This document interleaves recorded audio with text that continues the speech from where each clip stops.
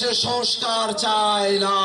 যখন বাংলাদেশের মানুষের উপরে ভোগান্তিগুলো চলছিল, ঠিক সেই সময়টাতে বাংলাদেশের সকল রাজনৈতিক দল, আওয়ামী লীগ এবং তাদের দোসর ছাড়া সবগুলো রাজনৈতিক দল, তখনকার বিএনপি, তখনকার জামাত, তখনকার গণ অধিকার, তখনকার গণসংহতি, সকল রাজনৈতিক দল তারা বাংলাদেশের সংস্কার চেয়েছিল, সংস্কারের পক্ষে অবস্থান নিয়েছিল। দুর্ভাগ্যের বিষয়, আজ বাংলাদেশে নতুন একটা পরিস্থিতি, নতুন করে ভোট হয়েছে, কিন্তু ভোট হওয়ার পরে বিএনপি এবং তাদের শরিক দল গণ অধিকার, গণসংহতি, বিএনপি তারা আর বাংলাদেশের সংস্কার চায় না। ঐক্যমত্য কমিশনের আলোচনায় বসেছিলাম, বিএনপি তো কিছু কিছু বিষয়ে নোট অফ ডিসেন্ট দিয়েছিল, গণ অধিকার পরিষদ, গণসংহতি আন্দোলন তারা নোট অফ ডিসেন্ট তখন দেয় নাই, তারা তখন জনগণের পক্ষেই অবস্থান নিয়েছিল। কিন্তু এখন যখন তারা বিএনপির সাথে জোট করেছে, বিএনপির সাথে গিয়ে প্রতিমন্ত্রী হয়েছে, তারপরে এসে তাদের ওয়াদা তারা ভুলে গিয়েছে।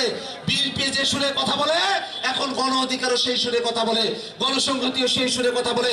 জুরায়ের সাকিব ভাই সেই দিকে যায়, নুরুল হক নূর ভাইও সেই দিকে যায়। অথচ এটা হওয়ার কথা ছিল না। হওয়ার কথাটা ছিল বাংলাদেশের পক্ষে আমরা সকলে মিলে কাজ করব।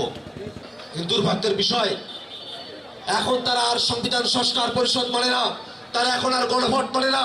অথচ বাংলাদেশের 70% জনগণ তারা গণভোটে হ্যাঁ এর পক্ষে অবস্থান নিয়েছিল।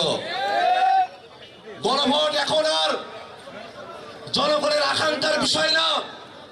গণভোট বাংলাদেশে উৎসবে পরিণত হয়েছিল।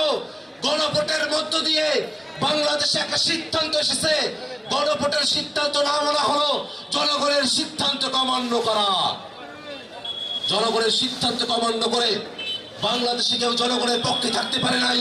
অতএব আমরা বিএনপি সরকারকে বলবো, যদি বলেন আপনারা জনগণের পক্ষে আছেন, তাহলে জনগণের দেওয়া গণভোটে রায় সেটা আপনাদেরকে বাস্তবায়ন করতে হবে। বাংলাদেশের যতগুলো প্রতিষ্ঠান আছে, কোনো প্রতিষ্ঠান নাই যেটা তারা দখল করতেছে না। শিক্ষা প্রতিষ্ঠানগুলো দখল করতেছে, ব্যবসায়িক প্রতিষ্ঠানগুলো দখল করতেছে, স্বায়ত্তশাসিত প্রতিষ্ঠানগুলো দখল করতেছে, সাংবিধানিক প্রতিষ্ঠানগুলো দখল করতেছে, সম্প্রীতিগত প্রতিষ্ঠানগুলো দখল করতেছে।